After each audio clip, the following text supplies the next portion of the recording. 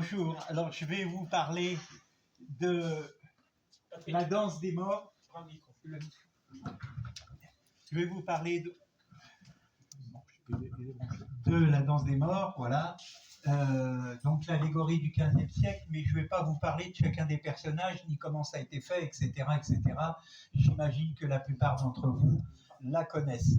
Le problème de ce qu'on va discuter cet après-midi, c'est la manière dont elle a été retapée, je dirais ça comme ça, au cours des siècles, et les petites modifications que l'on peut voir qui ont été installées à l'intérieur même de cette fresque.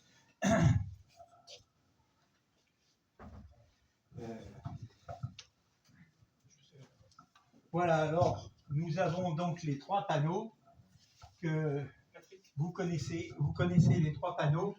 Donc les titres qui sont en bleu et le point d'interrogation, c'est les personnages que nous allons voir en détail. Voilà.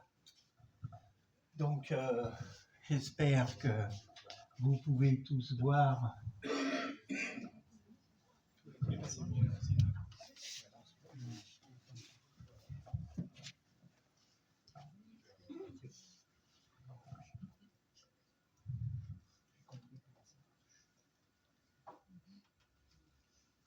Ah, d'accord. Donc on va faire un petit rappel vite fait de ce que c'est qu'une danse macabre. C'est un concept qui est fait pour toutes les danses, qu'elles soient à la Chaise-Dieu, à Ménel-Grenet, où vous voudrez, à Lubeck, à Bâle, etc. Elles sont toutes faites sur le même modèle. Hein. C'est-à-dire, en premier, donc il y a une alternance entre vif et mort. Donc là, on appelle ça des transits. Hein. Ensuite, on a une alternance entre ecclésiastique et laïque. Et enfin, pour ce qui est de la conception, il y a une hiérarchie entre les ecclésiastiques et une entre les laïcs. Voilà. Ça, c'est obligatoire, c'est tout. Hein, qu'elles aient la plupart 21 à 24 personnages, mais celle de Bâle en compte 48, voire 53, puisqu'ils en ont retrouvé d'autres. Le dernier à Bâle, le dernier personnage, c'est celui qui a peint la fresque en question, enfin la peinture en question. Voilà. Voilà. Et la danse commence invariablement, malgré tout ce qu'on peut raconter, par le pape, et non pas par le dernier personnage. C'est celui qui a le plus péché, qui part en premier. Voilà. Tout le monde le sait alors. Ouais. Oui. Voilà, donc comme je vous l'ai dit, en moyenne, il y a entre 24 et 30 personnages à chaque fois. Il faut savoir que c'est respecté dans la quasi-totalité des cas, à part quelques détails particuliers, mais toutes celles que l'on connaît, elles sont dans cette dimension-là. Donc celle de Bâle, je vous dis, il y a 43 personnages, dont 8 femmes. Nous, à la Chaise-Dieu, il y en a 2 femmes. Ouais. Voilà, donc les dernières encore visibles en France et en bon état de conservation, j'insiste, c'est celle de la Ferté-Loupière dans l'Yonne, celle de Kermaria et Niscuit dans les Côtes-d'Armor, celle de Mellet-Grenet dans l'Eure-et-Loire, et enfin celle de la Chaise-Dieu en Haute-Loire. Il y en a une que j'ai mis en dessous en particulier parce que je la connais, et parce qu'aujourd'hui elle est restaurée en partie. C'est celle de Kernas-les-Glennes dans le Morbihan, et elle comptait à l'origine 21 personnages. Aujourd'hui, il n'en reste que 4 ou 5 que l'on peut distinguer. Mais je dis bien distinguer, hein, il faut avoir le nez dessus et bien savoir que c'est ou le cardinal, ou le roi, ou le duc de Bretagne, bien évidemment. Donc là, on a en partie, disons, ce qu'on a de plus beau en France en matière de cet art macabre. Alors, rapidement aussi, un petit peu, j'ai écrit danse là-haut sur le titre avec un C et non pas avec un S. Alors, le C D-A-N-C-E, c'est du Moyen-Âge. Et ça veut dire tout simplement une procession, un défilé. Et en fait, une danse macabre, ce n'est pas une danse, on ne guinche pas, hein. C'est un défilé de personnages avec des morts, tout simplement. C'est un défilé. C'est pour ça qu'on l'écrit D-A-N-C-E. Pour ceux qui liront le livre, vous aurez exactement la même définition dedans. Mais de temps en temps, quand je l'écris, si je ne parle pas du défilé, je l'écris avec un S. Si en revanche, je parle de la danse macabre, de la fresque, alors là, je l'écris avec un C. Voilà. Il y a un petit avant-propos dans le bouquin qui explique tout ça, de manière à ce qu'on ne soit pas perdu et puis qu'on ne vienne pas me dire « Ouais, tu as fait des fautes d'orthographe ». Non, non. Donc, la procession défilée, c'est au Moyen-Âge. Hein. Donc, c'est un mot qui sera en usage jusqu'au XVIIIe siècle. Il faut le savoir. C'est d'ailleurs, pour la petite histoire, et pour les anglophones, le mot dance, écrit comme ça, a été utilisé et est toujours utilisé pour désigner la danse en anglais. D-A-N-C-E. Hein, parce que tout simplement, la langue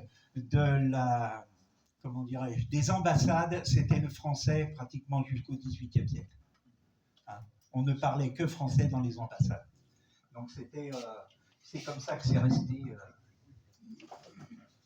Voilà. Donc le premier mot, la première danse macabre écrite avec un D-A-N-S-E, c'est celle de Guyot Marchand en 1485. La première fois qu'elle est écrite et qu'elle est posée sur papier, c'est celle qui est publiée sur papier. Elle est écrite D-A-N-S-E, cette fois-ci.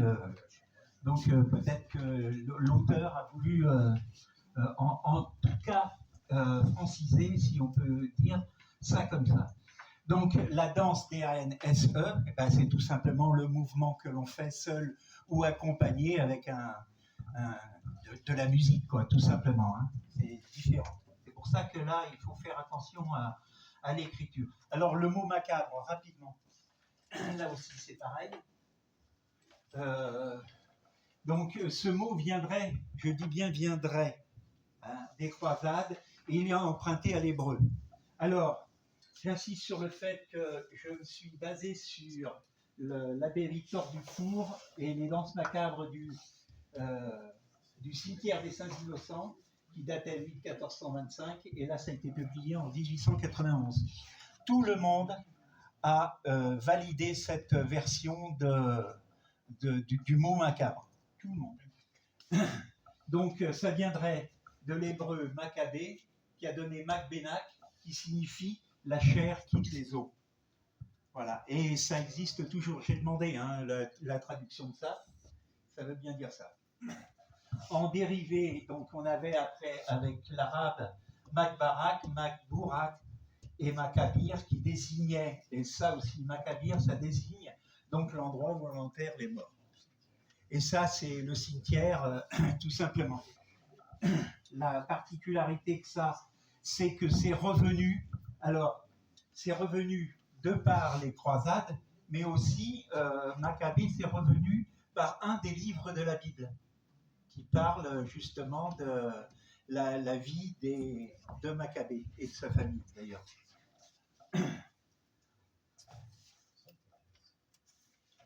Alors, les relevés les plus anciens connus, c'est-à-dire les gens qui ont pris le temps de nous faire des dessins, hein, de ce qu'ils voyaient. Alors, je précise que je mets à chaque fois la date.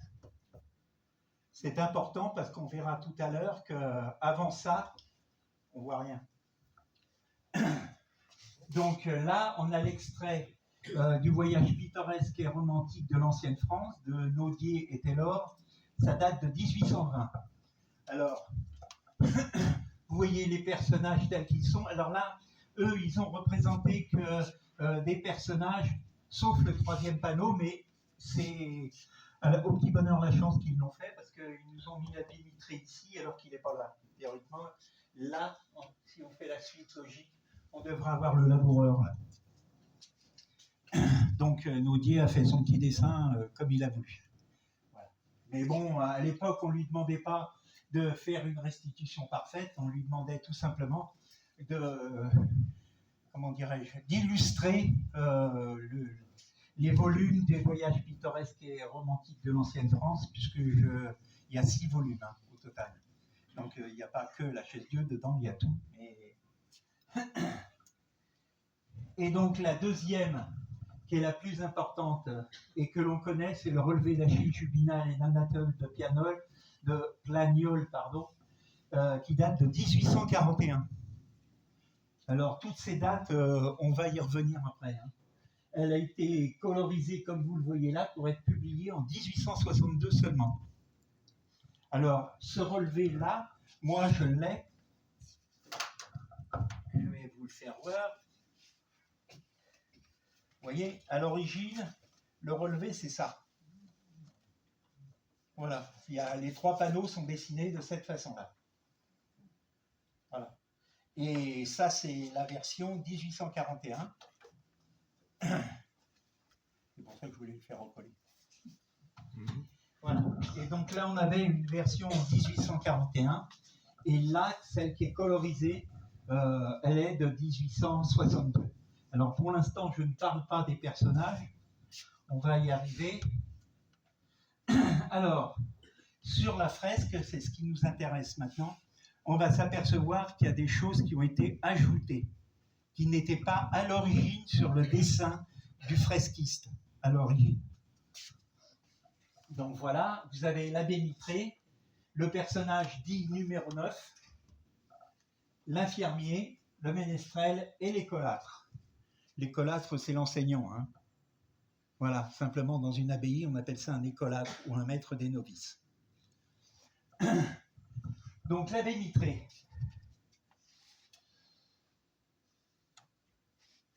Alors, vous voyez l'abbé Mitré plus en détail ici. Et vous voyez la partie de la tête qui est en haut. Ici, donc je ne vais pas me mettre devant, vous avez ici le dessin. Ah là, ah bah oui, ça. Avec la flèche à gauche. Là. On va y arriver. Oui. Tu sais qui s'est connecté ton truc. Ah. Voilà. Donc là, on voit ici, ah oui, c'est parce que j'ai dû appuyer. On voit ici qu'il a été dessiné après une croix double. Tout le monde la voit? Voilà. Elle est là. Alors, pour être franc, faut avoir le nez dessus. Hein. Et elle s'arrête ici. Alors que théoriquement, le manche devrait descendre plus bas. Mais bon. Le problème, c'est qu'un abbé Mitré ne peut pas avoir une croix double, d'abord. Il ne peut avoir qu'une crosse.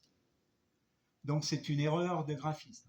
Ensuite, et pour bien dire, la croix qui est là devrait être évidée, c'est-à-dire elle devrait être blanche à l'intérieur, pour pouvoir permettre aux fresquistes de mettre les couleurs à l'intérieur.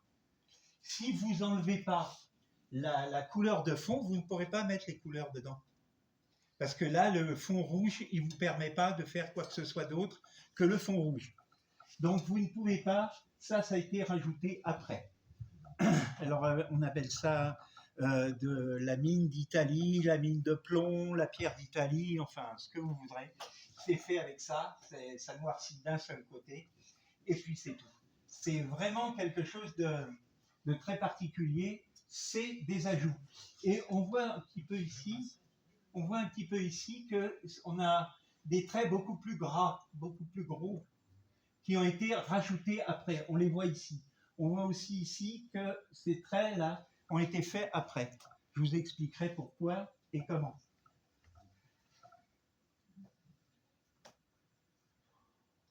Voilà. Alors, le personnage numéro 9, ça a été une grosse discussion à la Chaise-Dieu.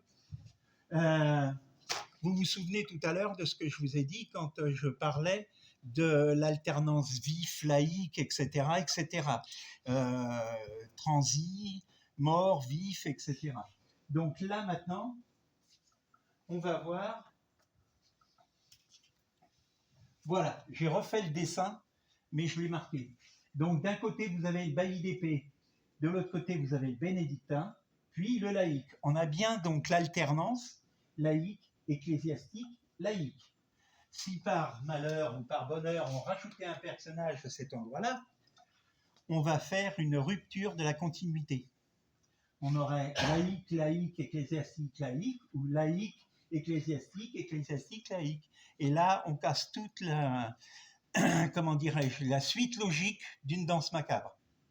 Donc ce n'est pas possible. Il ne peut pas y avoir un personnage ici. Ce n'est pas possible. Donc ça a vraiment été enlevé. Alors, il y a notre ami Anatole de Plagnol qui nous a joué un tour de cochon, puisqu'il nous a rajouté un transi ici, enfin, ce qui était semble-t-il un transi. Seulement si vous le regardez, le transi est bien plus haut que les autres. Il n'a pas la même taille que les autres. Donc là, celui-là, c'était pour tromper l'ennemi, ça. C'était pour nous faire croire qu'il y avait un personnage à cet endroit-là, alors qu'il n'y en avait pas, tout simplement. Il n'y a pas de personnage, il ne peut pas y avoir cet endroit-là est occupé depuis très longtemps par un escalier. Vous voyez? Donc le personnage numéro 9, il est là. Il est là. Et on voit la barre qui tient l'escalier, qui rentre là ici, dans la poitrine du transit. On la voit bien. Alors cette photo-là date de 1903. Tout début de la photographie. C'est l'historien Camille Anlard qui l'a faite. Et il en a fait une seconde. Donc, voilà comment était le collatéral nord à cette époque-là. C'est-à-dire que là, on a l'escalier et le petit palier qui est ici, et vous voyez le départ de la chaire, là, le dais de la chaire qui se trouve ici, de l'autre côté de la paroi. Donc, à cet endroit-là, ici, il n'y a jamais eu de personnage. Jamais. On verra tout à l'heure.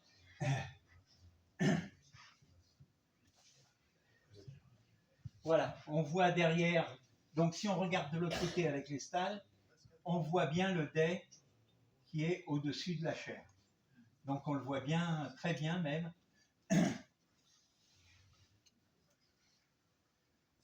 Voilà, alors, petit détail, on l'avait vu tout à l'heure, mais les 4 pierres qui sont en haut, qui sont ici théoriquement, là, elles sont toutes neuves parce qu'elles ont été mises récemment.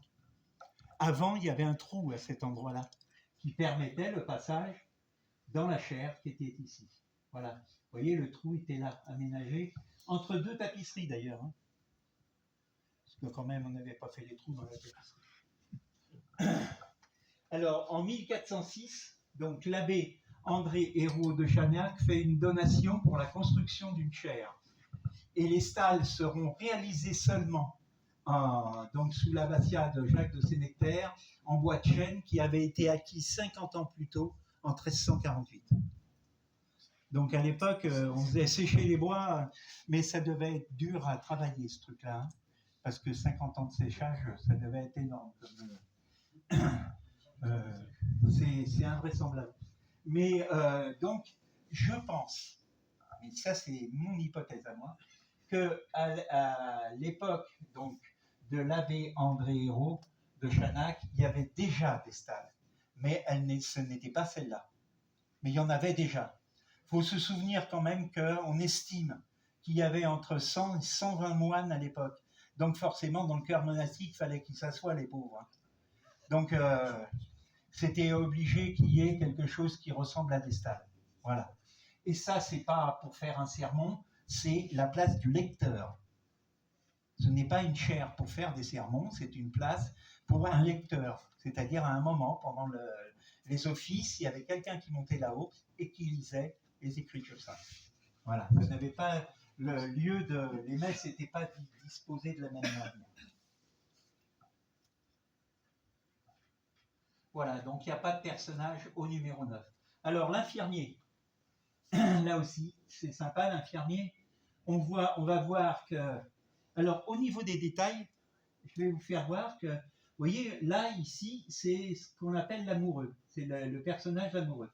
Vous voyez que le détail ici, on le voit bien avec son bouquet de fleurs. Donc, le fresquiste a bien décidé de faire un bouquet de fleurs, puisque je ne sais pas si vous le voyez, mais les fleurs sont transparentes et il n'y a pas de coloration à l'intérieur, ni dans les feuilles, ni dans les fleurs. Donc, c'est bien fait exprès pour que ce soit peint après. C'est pas du tout fait. Et d'ailleurs, on le voit bien avec la crécelle qui est en haut.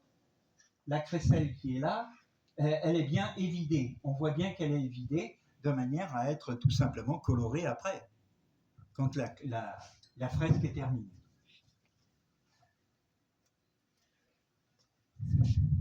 Voilà. Alors, ce qui est intéressant dans ce dispositif, c'est que là, au transi, vous voyez, on voit un serpent là, qui est enroulé autour du cou. On voit le serpent qui est enroulé autour du cou. Alors le serpent, symbole évidemment de la médecine, de la pharmacie, etc. etc. Donc de tout ce qui est médical ou paramédical. Aujourd'hui, en tout cas, ça a été pris comme ça. Mais ça a été rajouté. Ça, c'est pas l'œuvre du fresquiste. Ce serpent, ce n'est pas l'œuvre du fresquiste. Si ça avait été l'œuvre du fresquiste, il n'aurait pas coloré l'intérieur. Parce que là, on ne peut pas recoloriser dessus, à moins de faire, on peut à la gouache, à l'acrylique, enfin ce que vous voulez, mais pas à la manière fresque comme c'était fait jadis. Donc la coloration avec des ocres ne passerait plus, c'est rouge, c'est terminé. De même qu'au sol, c'est jaune, on ne peut pas y aller, on ne peut plus. Donc là, on a un rajout de quelque chose pour donner ici l'idée qu'effectivement c'est un infirmier. Alors pourquoi on dit un infirmier? Parce qu'il y en a deux dans une abbaye, et en l'occurrence à la Chaise-Dieu, il y en avait deux. Il y avait un infirmier et un infirmier mage, c'est-à-dire le supérieur en quelque sorte. Hein. Voilà. Donc il y en a deux.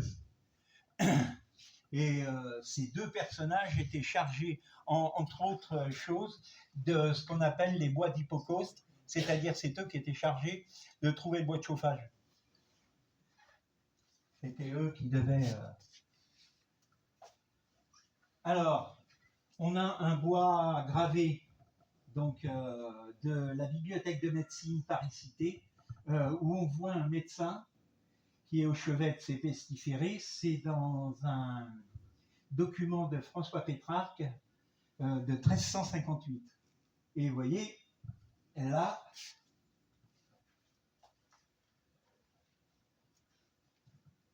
voilà, on voit que le chapeau est le même, hein. On voit aussi ici les mêmes tenues, et on voit exactement les mêmes objets pendant la ceinture. Alors, dans l'un, celui qui est vertical, ici, c'était un petit sac, un petit tube en cuir, dans lequel on mettait les lancettes pour faire les saignées, pour couper, tailler, enfin tout ce qu'on voulait. Et dans le deuxième, le petit bocal qui est ici, c'est ça là, qui se trouve là. C'est parce qu'on déterminait avec les urines de quoi était malade le malade, justement. Donc on regardait ça en transparence, mais alors c'était au coup d'œil, hein. D'accord? C'était très... Voilà. On examine... et d'ailleurs, on a une gravure à la... Comment dirais-je? À la bibliothèque de médecine, toujours, qui fait voir le médecin, donc le costume de l'infirmier médecin, avec son bol pour qu'il teste les urines. Donc il fallait être un bon, là, puis il fallait surtout pas être miro, parce que sinon, c'était dommage, quoi. Pour le malade, en tout cas. Voilà. Donc on avait là la possibilité. Donc, pour en revenir à ce détail qui est ici, il n'a rien à faire là dans la fresque, il a été rajouté après, et non pas avant. Tout ce que vous voyez de traits, voyez, comme ça là, tout ce que vous voyez de traits beaucoup plus épais, ça a été refait. C'est-à-dire qu'on est repassé dessus, parce que, je vous l'expliquerai tout à l'heure, une partie de la fresque avait été effacée, et donc de fait, il fallait qu'on puisse revoir la plupart des personnages. C'était important. Donc le ménestrel, alors là aussi c'est pareil, là on s'amuse. L'important, c'est pas le bonhomme, c'est son instrument de musique. Parce que ça, au Moyen-Âge, ça n'existe pas. C'est ballot, hein? Ah ouais, c'est ballot.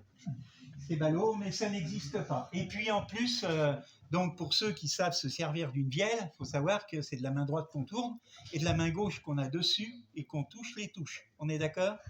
Ben, le Guignol qui a dessiné ça, il l'a dessiné à l'envers. Remis en arrière. Sauf si le musicien est gaucher. Voilà.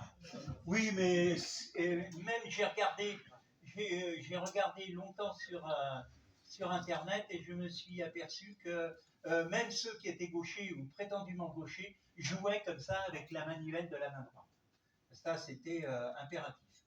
Donc, voilà. Donc, une vielle du Moyen-Âge, c'est ça. Voilà. Vous voyez, la caisse, elle est pratiquement carrée. Certaines sont carrées. Jusqu'au XVe siècle, on va avoir voilà, celle qui est dessinée ici. Elle n'est visible en France qu'à partir de l'époque de Louis XV. C'est son maître de musique, Monsieur Bâton, qui va inventer ça. Parce que il va se trouver face à une difficulté, c'est-à-dire que la vielle à roue a un engouement assez important, y compris auprès de la noblesse à cette époque-là. Et le problème qui va se poser, c'est qu'il ne peut pas fabriquer autant d'instruments qu'il en avait besoin. Et il va se servir de ce qu'on appelle un cul de luth, c'est-à-dire la partie ronde qui est en dessous, et poser par-dessus un mécanisme de vielle à roue. Voilà. Il va faire ça, et donc les filles de Louis XV vont jouer avec ça, vont jouer de ça, parce que c'était le maître de musique du roi. Et donc vous pouvez voir que là, ici, il n'y a aucune chance que ça y ressemble. Ça a été rajouté après, on verra. Alors, la ruse, c'est la manivelle. Parce que le reste, si vous enlevez la manivelle, il n'y a rien. Hein. Enfin, à part le dessin des touches, mais bon... voilà, le cheviller est celui d'un luth et non pas d'une vielle à roue. Parce que vous le voyez, la vielle à roue, elle se termine par une volute et généralement par une sculpture derrière. Elle a bien effectivement 5 cordes, mais c'est pas... voilà.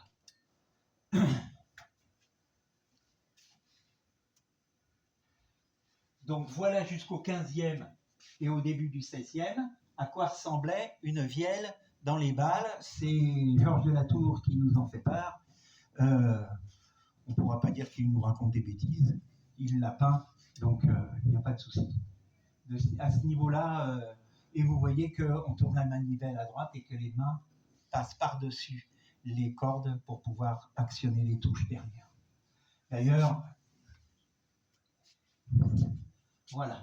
Aujourd'hui, c'est comme ça toujours. Hein. Voilà. Donc, vous voyez que le dessin a été fait à l'envers. Alors, au départ, on avait un luth. On avait, vous voyez là, le trait qui est ici, le trait qui est là, c'est le manche du luth. Voilà. Après, ça a été grossi. On a mis cette chose-là par-dessus en grattant, parce qu'on le voit bien sur la fresque, c'est gratté. Là, on ne le voit pas trop, mais... Et on a rajouté une manivelle, faisant penser qu'il jouait de la vielle à roue. Mais le ménestrel, il ne sait pas ce que c'est qu'une vielle à roue. Il sait ce que c'est, celle que je vous ai fait voir avant, mais pas celle-là. Ça n'existe pas. Il faut attendre la fin du XVIIe et même le XVIIIe avec Louis XV pour en avoir vraiment une... Donc ce n'est pas possible d'avoir ce dessin-là. Il a été maquillé. Il a été trafiqué en quelque sorte. Mais on verra tout à l'heure à quoi ça ressemblait vraiment. Enfin, l'écolâtre. Alors l'écolâtre, tout le monde le connaît à cause de ses vésicles. Hein? Le gars est censé avoir des vésicles. Voilà. Alors je dis bien censé parce que si vous avez fait attention aux premiers relevés qu'il y avait, dans les premiers relevés, il n'y a pas de vésicles. Ça, c'est une plaisanterie, ça. C'est rigolo, je vous le concède, hein, mais ça n'existe pas dans les relevés. Et même celui d'Aimé Brunereau, qu'on verra tout à l'heure, qu'il a fait en 1925, l'écolâtre n'a pas de lunettes. Ça veut dire que la fresque a été manipulée au cours des temps, y compris entre les deux guerres.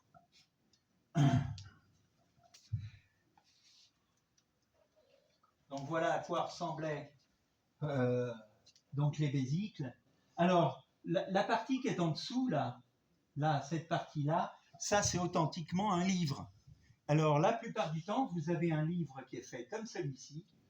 Il est calé et serré entre deux planches de bois, et derrière, il y a des lanières, de manière à tenir les deux planches de bois et tenir. Quand on ouvre le livre, il s'ouvre sous forme d'accordéon, ce qui permet de lire chaque page les unes à côté des autres sans avoir une reliure au total. Et la partie qui est ici, cette espèce de crochet qui est ici, là, eh ben, c'est tout simplement pour le suspendre à un lutrin. Voilà, ce dessin se retrouve, pour ceux qui connaissent, dans les ouvrages de Viollet-le-Duc. On retrouve cette partie-là, dans les ouvrages de Viollet-le-Duc. Ça, il explique très bien. Et les ouvrages étaient faits comme ça. Vous voyez, il n'y a pas, quand on regarde l'arrière du livre, il n'y a pas de reliure là. Il n'y a pas de dos carré collé comme on le fait en ce moment. Il y a juste là des lanières qui permettent de tenir l'ensemble. Voilà, c'est tout. Et encore, les lanières ne traversent pas. Elles sont à l'intérieur, nouées dans la partie supérieure de la couverture. C'était assez bien fait d'ailleurs. Hein. Dès qu'on ouvrait, c'était un accordéon. Hop, on pouvait passer d'une page à une autre sans que ça casse quoi que ce soit et sans que ça abîme quoi que ce soit. C'était bien étudié. Alors, parce qu'ils ne se sont pas arrêtés à nous arranger avec des petits détails d'ordre accessoire, je dirais. Ils ont essayé aussi de modifier tout un tas de personnages. Je vous en ai pris deux là. Hein. Dans le livre, il y en a deux autres, mais là, c'est les plus significatifs. Vous voyez ici, là, ça c'est la moniale. La moniale. On voit bien qu'il y a une tentative pour rajouter un voile. Vous voyez? Voilà. Or, là, si on avait voulu rajouter...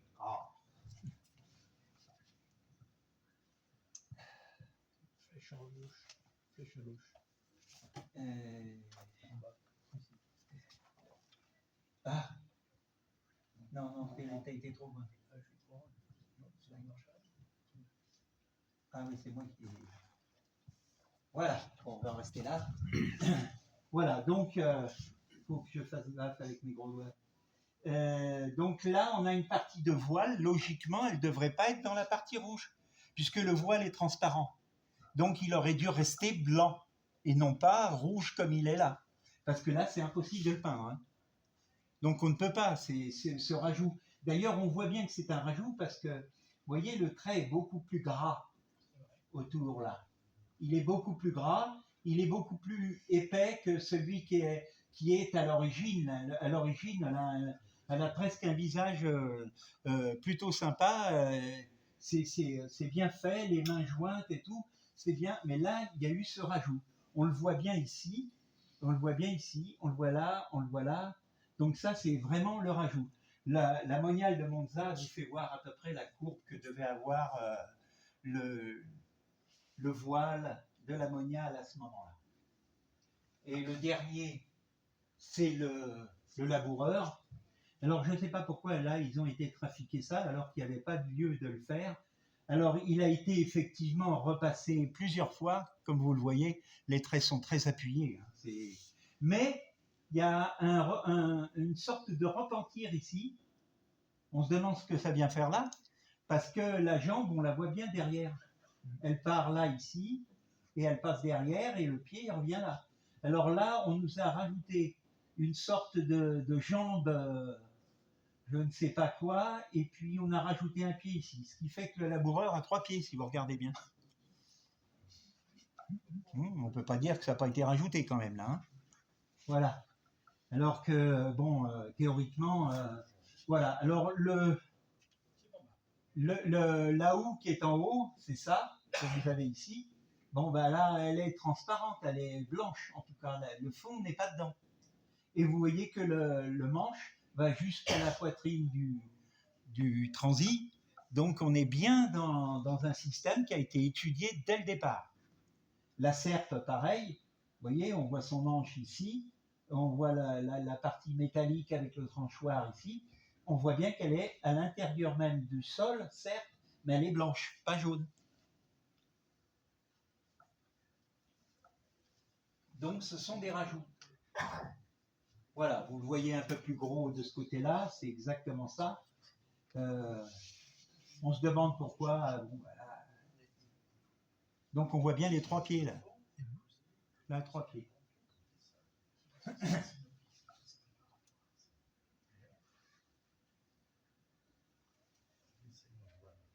Voilà, je vous ai sorti celui de Achille Jubinal et Anatole de Plagnol. Vous voyez bien que le dessin, eux, ils avaient bien repéré le bon dessin. Ils avaient bien repéré la bonne forme des jambes et donc il n'y avait pas de souci par rapport à ça. C'était pas voilà. Alors ils ont après dans la notation de Jubinal et Plagnol, il y a quelques petites différences avec la fresque en ce sens que la main ici, vous voyez là, elle serait plus proche de la ceinture que du pan mais bon, on va pas ergoter. En 1841, on a eu de la chance que quelqu'un le fasse. Hein. On va pas. Voilà. Donc, ça date de 1841, justement. Alors là, on va passer en mode datation. Alors, les datations successives reposent essentiellement sur le fait que, soi-disant, chacun des personnages aurait des poulaines. Vous savez, ces chaussures très pointues qui se relèvent en pointe.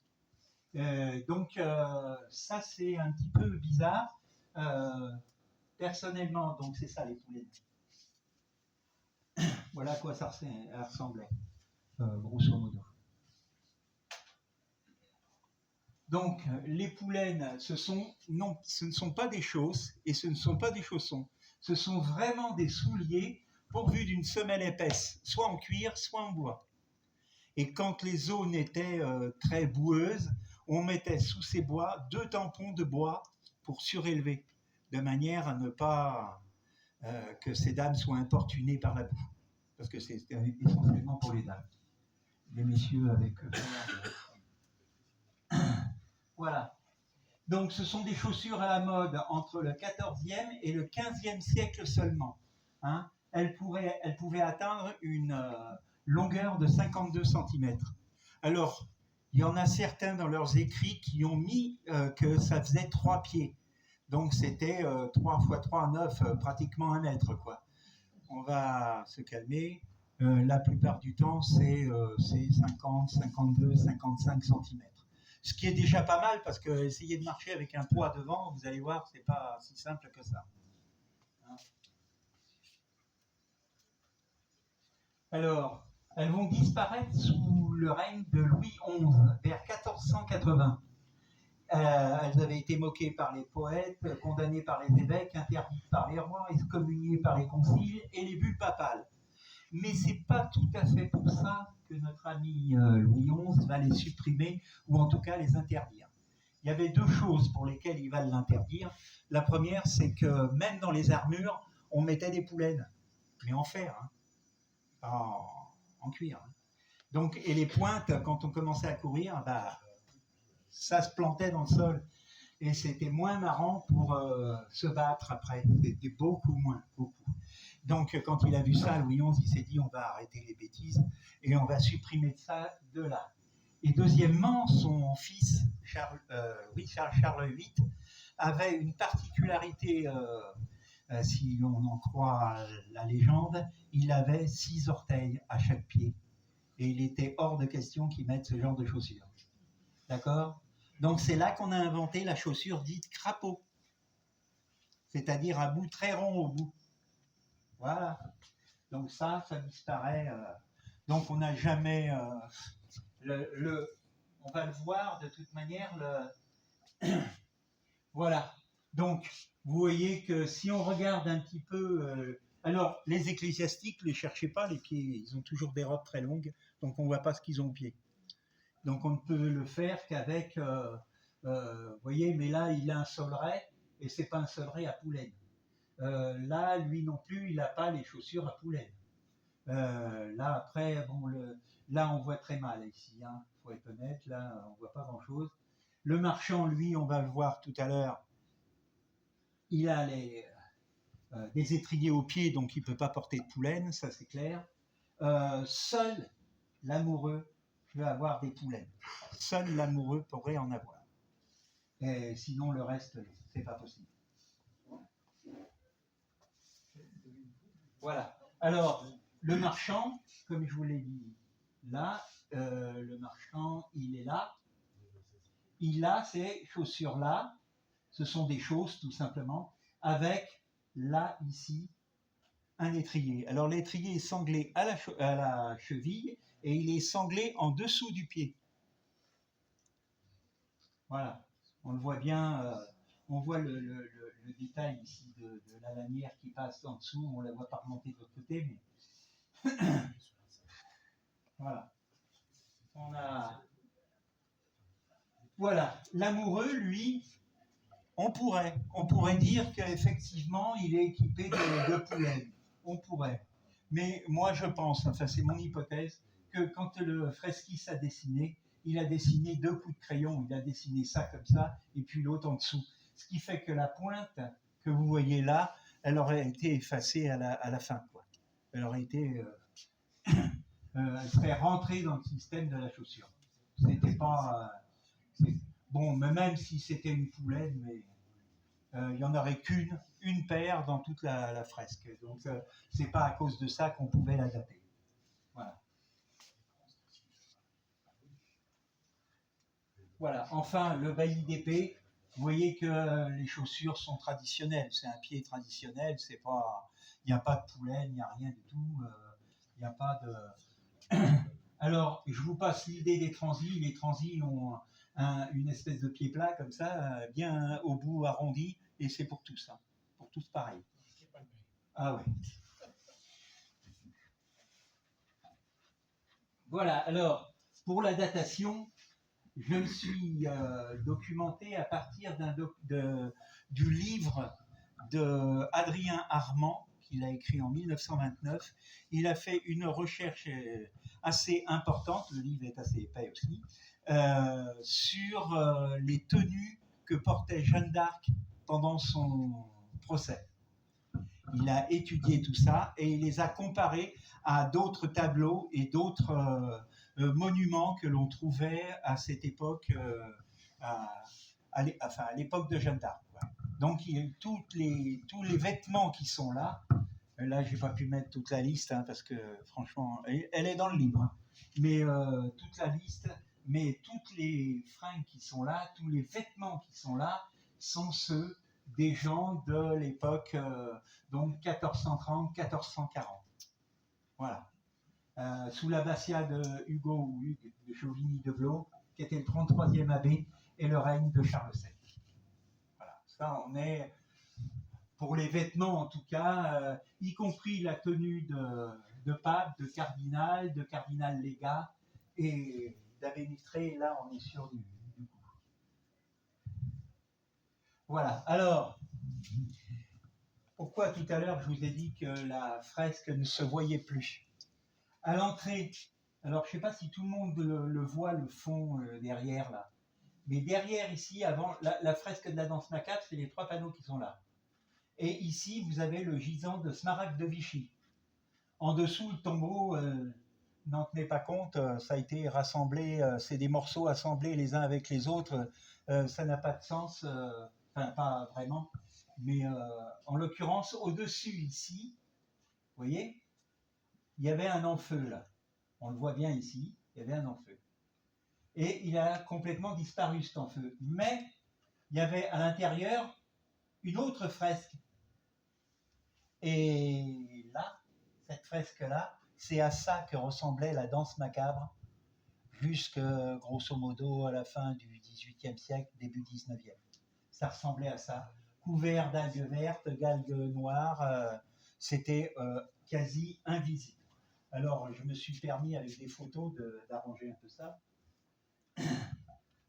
Voilà, la partie qui est ici, moi je l'ai extraite et je vous la mets ici. On voit, alors attention, c'est trafiqué ça, hein. C'est-à-dire que là, j'ai enlevé toutes les couleurs vertes, les couleurs noires, tout ce qui était dessus, hein, pour obtenir cette photo légèrement marron clair. Sinon, on ne voit rien du tout. Il faut enlever tout, hein. Il faut vraiment passer plusieurs filtres dessus. Ça, c'est... voilà. Et donc, une fois qu'on est arrivé à ça, je l'ai imprimé, ça, et je l'ai recouvert. Après, j'ai repassé les traits, tout simplement, avec un crayon. Et vous avez là ce qu'on appelle la Vierge de l'Annonciation. Alors, ça, tout simplement, elle est légèrement penchée. Son bras droit est sur sa poitrine et son bras gauche comme ça. Alors, je n'ai pas fait tout le bout de fresque, mais elle est comme ça. Donc, elle s'est prosternée devant l'archange Gabriel. Voilà, tout simplement. On a des photos. D'ailleurs, j'ai mis 2 photos supplémentaires, une de Botticelli et puis une autre de je ne sais plus qui dans le livre pour montrer la position même, puisque c'est quasiment toujours la même chose. Quand on représente l'Annonciation, on la représente comme ça à chaque fois. Voilà. Donc là, souvenez-vous que la fresque ressemblait à ça. Voilà. Et donc, le principe qu'il y avait à cette époque-là, c'est pour ça d'ailleurs que tous les gens qui ont écrit, les 4 biographes de l'abbaye, dont Gardon, dont Thiollier, Bringer et Genoux, ils ont tous écrit quelque chose sur l'abbatiale Saint-Robert de la Chaise-Dieu. Même sur les tapisseries, ils en ont parlé, mais pas de la danse macabre. Aucun des 4 n'a parlé de la danse macabre. Aucun des 4. Pour une bonne et simple raison, je pense, c'est qu'elle était invisible. Elle ressemblait à ça. Ça ressemblait à ça, et donc de fait, dans le collatéral nord, on s'en foutait. D'ailleurs, on y mettait, dans le collatéral nord, on y mettait des meubles, des tables, des armoires, on stockait tout un tas de trucs dans le collatéral nord. Enfin, il faut dire qu'il était très humide, très très humide, et donc ça n'arrangeait pas les choses. Voilà. Donc ça, c'est la Vierge de l'Annonciation. Annonciation faite à Marie. Alors, on va passer maintenant. Patrick. Oui, j'ai fini. On va passer donc à ce que j'appelle moi l'épreuve, à savoir que là on est sur un document qui se trouve ici au musée Crozatier, hein, d'ailleurs, qui est la reproduction de la danse macabre réalisée par Henri Guédy en 1903. Donc vous voyez que là, le luth n'a pas de manivelle, il a par contre une grosse bandoulière, l'écolâtre n'a pas de lunettes, il n'y a pas de serpent autour du cou du... Voilà, et il n'y a pas non plus de croix double devant la vitrée. Voilà, une carte postale donc de 1906. Hein. Là, on peut pas... là, on voit tout de suite. Donc, le fond noir, là, j'ai essayé de le travailler. On peut, hein, avec les logiciels qu'il y a maintenant, on peut. Mais il n'y a pas de... Il n'y a rien ici. Là, il n'y a pas de manivelle non plus. Et là, il n'a toujours pas de lunettes.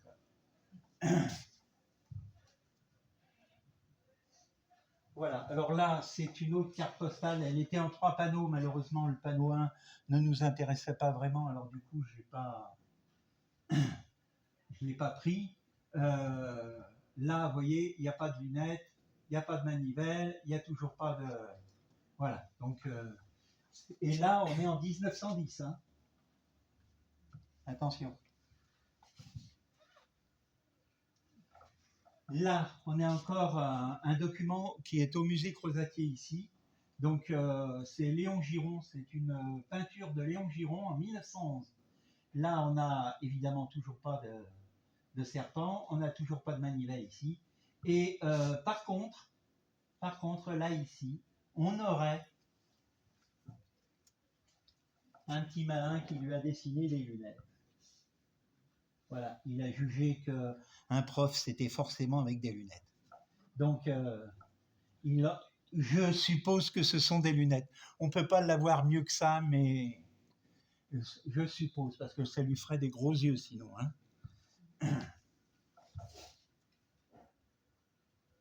Voilà, et enfin, ça c'est la dernière reproduction qui a été faite, le relevé qui a été fait par Aimé Bruneroux, qui était le président de l'Almanach de Brioude à cette époque-là. C'est le détail du 3e panneau. Ça a été imprimé par Vatel en 1925. Donc, et vous noterez qu'il n'y a toujours pas de manivelle. Hein. Il y a 2 sangles de chaque côté sur le luth, c'est parfait. Que le manche du luth est toujours plus petit que celui qu'on a vu tout à l'heure.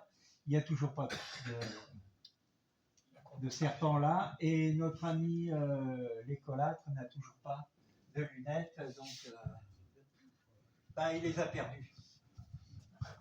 Alors, j'estime, ça c'est mon hypothèse, que la première tentative de restauration a été faite vers fin 18e, début 19e.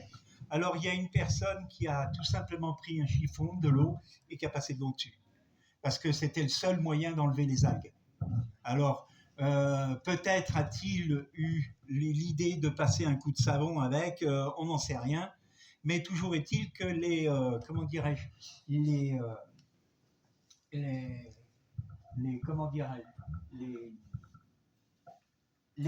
personnages ne se voyaient pas encore assez pour pouvoir.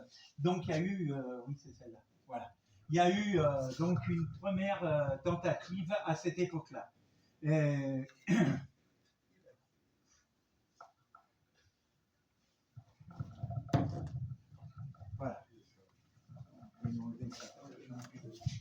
Voilà, rapidement donc. La deuxième tentative, alors pourquoi je la chiffre en 1841, c'est parce que Jubinal et Plagnol font un relevé en 1841. Donc forcément, pour qu'ils fassent le relevé qu'on a vu, et celui que j'ai dans mon livre là, qui est authentique, il a fallu que la fresque soit nettoyée. Vous ne pouvez pas faire autrement. Ils ne pouvaient pas inventer les personnages sinon. Hein. Donc là, seconde tentative. Les premiers rajouts et faux repentirs, ce que je vous ai fait voir, le voile de la moniale, la jambe du paysan, ça a été fait après les années 25, puisqu'on voit bien que ni Brunereau ni Giron en parlent. Donc c'est que ça a été fait après.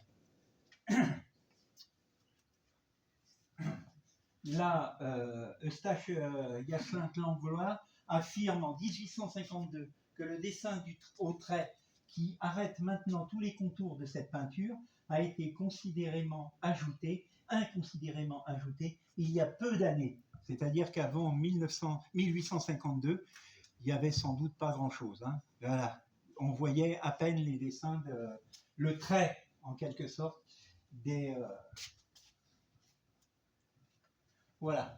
Donc, ça, c'est ma conclusion. Je pense que la fresque, 200 ans après sa création, ne se voyait plus. Il faut savoir que le collatéral nord, même encore aujourd'hui, est quand même assez humide. Il faut quand même faire attention. Les photos, alors j'avais fait un premier livre en 2006. Donc les photos que vous verrez dans le livre, le nouveau livre, sont de cette époque. Parce que les piliers, aujourd'hui, on les voit quasiment plus. Voilà. Donc, en 2006, j'ai presque fait des photos de sauvegarde, en quelque sorte. Hein, parce que c'était vraiment quelque chose d'important, en tout cas. Donc, recouverte d'algues vertes et l'humidité qui remontait du sol, donc on ne voyait plus rien. C'est-à-dire... fin 16e, début 17e, on ne voyait plus ce qu'il y avait sur ce mur-là. C'était... Alors, les tentatives de restauration qui ont été faites, alors moi, bien sûr que c'est pas bien d'aller trafiquer une fresque du 14e ou du 15e siècle. C'est pas le problème. Le problème, c'est que s'ils n'avaient pas fait ça, on verrait rien aujourd'hui. Voilà.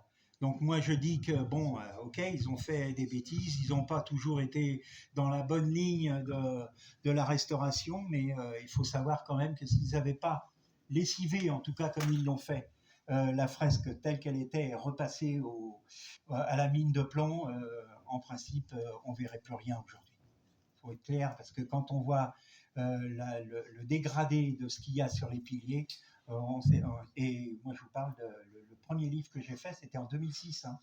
Donc ça a 18 ans, c'est pas il y a 50 000 ans, hein. C'est en 2006, donc 18 ans après, on voit quasiment plus rien sur les piliers, plus rien. Donc le problème c'est ça, c'est que moi je dis à ces gens-là qui ont fait ça, ben merci, parce que sinon on ne l'aurait pas vu. Voilà, on n'aurait pas vu, on ne verrait pas la fresque telle qu'elle est. Voilà, merci.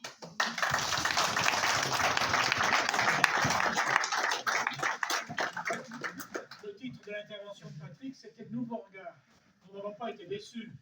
Il a effectivement observé un certain nombre de choses qui n'ont pas été vues, en tout cas pas par tout le monde et pas par moi, mais je ne suis pas un spécialiste. La datation, je crois qu'on peut être d'accord, parce que la première moitié du 15e, c'est celle de la fresque de la danse macabre du cimetière des Innocents, à Paris, et donc c'est celle de Jacinthe, et donc apparemment le phénomène des danses macabres, des danses macabres dans les ossuaires particulièrement, dans les cimetières en particulier, mais encore plus particulièrement dans les ossuaires, est identifié à partir de cette date-là. Vous aurez compris que Patrick est en train de réaliser, il est peut-être déjà imprimé ou pas encore, un petit ouvrage, pardonne-moi, un grand ouvrage consacré à la relecture de cette fresque de la danse macabre. On diffusera l'information et bien sûr, je pense qu'il faudra lui réserver le meilleur accueil. Est-ce qu'il y a des questions? Non, il a tout dit. Ah ben, il a tout dit. Je vous en prie. La polychromie se rajoutée après. Alors, c'est un fresca, c'est-à-dire que le peintre fait un enduit à la chaux, oui. Et il ne doit pas attendre que le tirage de la chaux soit effectif. D'accord, donc ça c'est pour ce le qu'on voit en fait, blanc. les traits originaux, c'est ce qu'on appelle de façon un peu savante une synopie. C'est le premier tracé. C'est celui sur lequel il va revenir. Apparemment, il n'est pas revenu. Oui, il n'est pas revenu. Donc ça a toujours été resté comme ça. C'était toujours comme ça, oui, mais il n'y a pas eu... c'est une œuvre inachevée. Oui, c'est inachevé.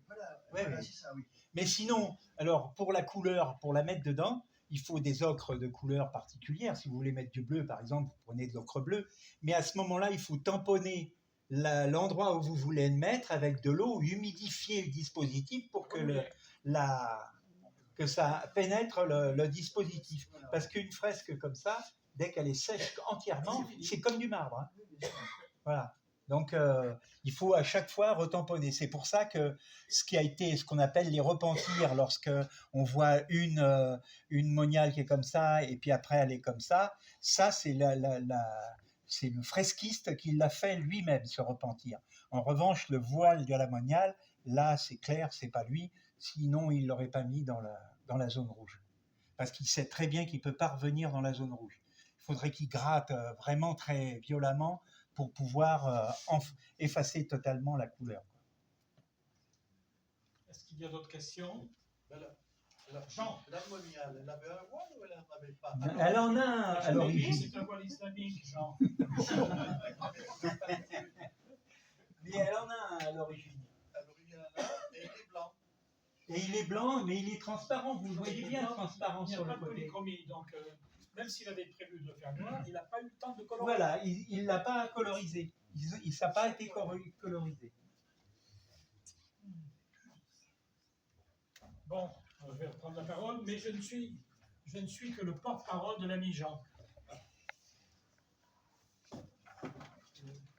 Tu peux passer là, Jean.